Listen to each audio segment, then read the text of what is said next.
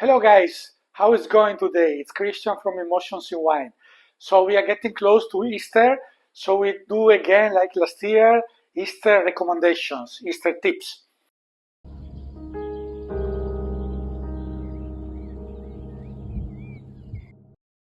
This time we move on. Last year I spoke about Italy and Croatia, so this time I want to move still in the Mediterranean but on the western side. So we talk about France, Spain, and Portugal. So something even a bit less common, but famous grapes, some of the most representative. Secondly, I picked value for money. Of course, you can have very expensive even in these regions we talk about, but I picked something worth, more affordable, and also more on the elegance. Even though all these grapes can give very structured and powerful wines, age-worthy, that is the classic for them. But then you, with the modern way making everything, you can have alternatives. But I will focus on the grapes and appellations more this time, not last year, and speak just a bit about the wines that I selected. So lamb is the classic meal for Easter. Then can be also beef, but lamb is really our classic. And as we spoke last year, many interesting grapes that can accompany very well this kind of rich meats. So, talking about France, we stay in the Rhone Valley. We spoke about before in other videos. Links below if you're interested. In this case, we talk about Syrah, the most important grape in Côte du Rhône. Very expensive, very prestigious, rich color, inky, dark fruits, spicy even naturally, age-worthy, can make incredible wines, especially in the top appellations, all in the north of the valley. But there is one in particular, couple, let's say, of appellations where there is still value for money. So I focus more on that. But of course, you can consider all Hermitage, Côte-Rôtie are the very top appellations. Granite, schist, steep slopes near the river. So it's incredible places with incredible wines, very low yields. That is the very top. Crozes-Hermitage is the biggest appellation in northern Rhone, all surrounding Hermitage Hill. So this is on various soils, various altitudes, less inclination. So this is the most affordable Syrah that you can find in Rhone Valley.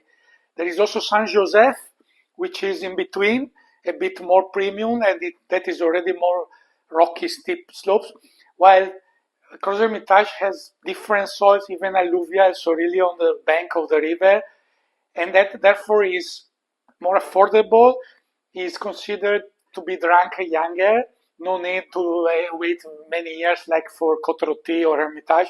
So it's a great expression of Syrah, easier, still making the job with this kind of dishes. As I hinted, I picked also particular wineries for the styles, but I give you the general picture first of all.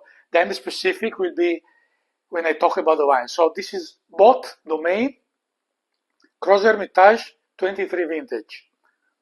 12.5 alcohol only, which is still a bit of surprise there. North Rhone is not that warm like the south. There is more excursion.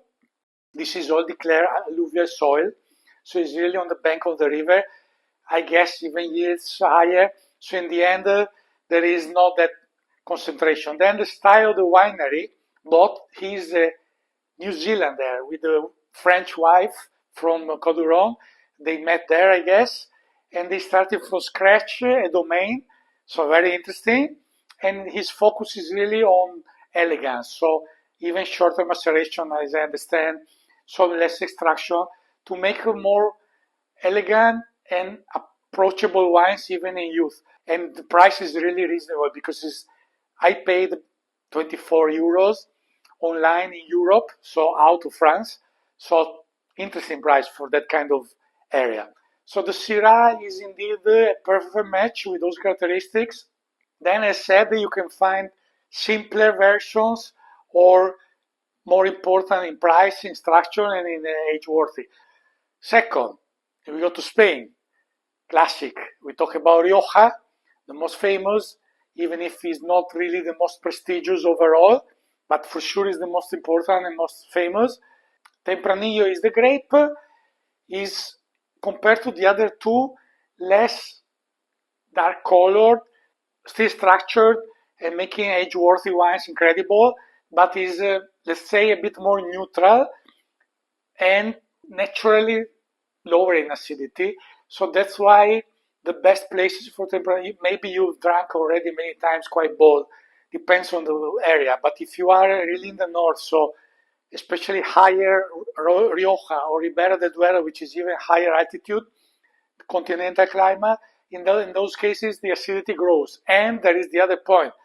For these characteristics, usually there is not only Tempranillo in the blends, but they use other grapes to rebalance a bit the characteristics. But Tempranillo is considered still the most important red grape in Spain, and is very highly planted, not only in Spain, nowadays even around the world. So when it's well done in the proper place and with nice blends, it can age crazy. Think about some of the Rioja or the Ribera del Duero. In this case, I picked something very big, so not an emerging winery, but one of the symbols. López de Heredia, Viña Tondonia. This is Viña Cubillo specifically, so it's the minor wine. 2017 is a Crianza, but it's basically aged like a Gran Reserva, 13.5 alcohol. So they are really the symbol, 150 years of history, family-owned, traditional. They make incredible wines, quite expensive, but everything is aged. Even the white wines age a lot. They say a good wine needs to be aged, first in cask and then refined in bottle for other years. This is just a Crianza, but as I said, 36 months oak and then several years in bottle before being released. It's 8 years and a half old now. And this is very worth. I paid on the same online 18 euros. So this is their entry level red. Is, as said, a blend because they know well all the aspects beside the location, but they are not a crazy altitude. It's about 400 meters in Haro. There are the mountains behind. Is Rioja Alta, but it's not that high. But of course, it's cooler even with the mountains. But they do 25% of the blend with Garnacha, and then the last 10% is Mazuelo, which is Carignan, and Graciano. So 65% is Tempranillo. So they really respect the fact that the blend is the best to find the fine-tuning perfect. Is age-worthy, more complexity with all the grapes involved. As I hinted, we will taste a couple of these during the Easter sips, and we will taste all of these sooner or later. It's surprising that this wine has a huge acidity, being that the grape is not that high naturally. So I guess the climate conditions and probably even the help in the blend, Carignan in particular, Mazuelo, raise the acidity at high level. That is one of the key components to make it age-worthy. But it's not that heavy structure also in this case. So it's more medium body. As you know, if you follow, I am for the elegance always. So even in powerful grapes and appellation, you can still find more elegant wines. That is a matter of many aspects, as I keep repeating. So this is one of the cases. And as I said, even if they are expensive on the whole range, you can still find something from them that is really affordable. So all these kind of wines also perfect for these meats. Of course, you have other options, but Rioja is one of the classics indeed, and where you can find in general anyway good value for money. Last one.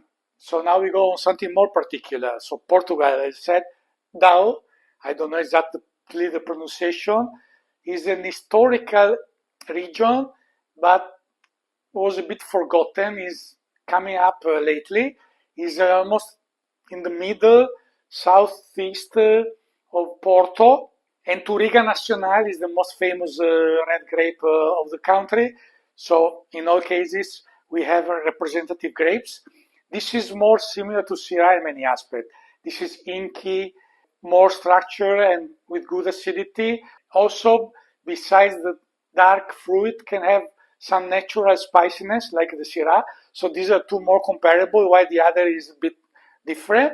Is the most used grape in the northern part of Portugal, also in Douro, so in port wines, and is originally from this region, which is full of old vines. This guy, Antonio Madeira, Tinto 21, this is also 12.5 alcohol, is a French guy, but with origins from Portugal, as you can see from the name. He came to his roots to recover old vineyards from this area, and also almost disappeared varieties, because since there are several. Portugal is interesting also for this.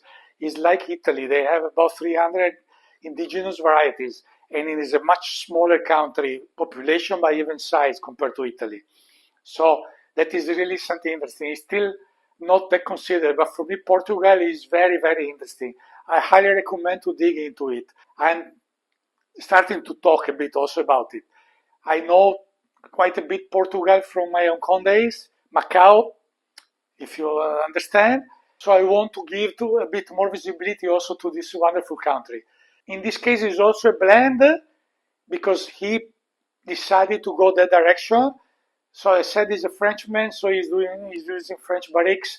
He's doing also refined style, short maceration, declare really. He's biodynamic, even if not certified. So it's a recent project that is developing a lot. And there is a lot of good words about this guy. So it's very interesting. That's why I picked it. Then the fact that he's looking for elegance and less extraction is also interesting. Granite soil is there. So similar to North Rome, but not the case of the Crozes-Hermitage. High altitudes, higher of all others. Here we go to 500-600. So also interesting. Cooler. Is a bit inner from the sea, cooler. So it's really an interesting area to discover.